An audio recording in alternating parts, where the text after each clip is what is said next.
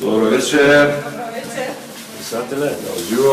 Идејата потекна од Бранко Црвенковски пред локалните избори во 2013 година во друштво на Јани Макрадули и Андреј Петров прв пат тропна на врата кај гласачи. Како што е редот кога се оди на гости, однесоа кафе, благо и се разбира промотивен материјал. Посетија уште многу семејства, беа дочекувани со Џони Вокер, негде останаа и на вечера, но резултатот на крај беше поразителен, само 4 освоени градоначалнички мандати.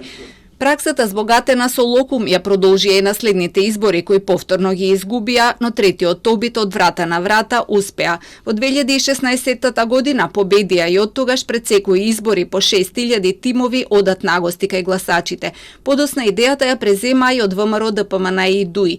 Иако оваа година не е изборна и владеачките партии упорно тврдат дека нема ни да биде.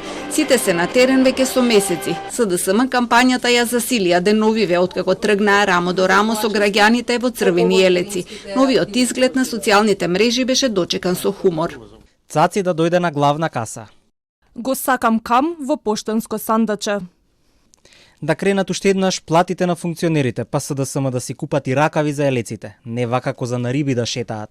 Првиот впечаток и на социолозите им бил дека се работи за некоја шега. Сметаат дека оваа кампања, чија цел е нејасна, а се случува во време на зголемени плати на функционерите, корупција и недоверба во судството, може да има само контраефект. Во оваа ситуација во која што сме денес, ваквите кампањи создаваат една одбивност према тој партиско-политички живот во Македонија, во смисла на тоа што го прават партиите на таков начин. Не знаеме кој е бенефитот.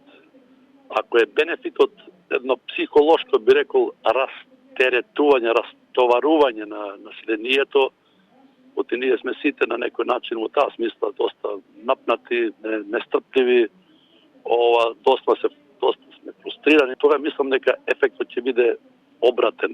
Ацески укажува дека времињата на таквите кампањи се минато, граѓаните се сменети и е се потешко да бидат убедени во нешто во што не веруваат, особено кога самите се во тешка економска ситуација.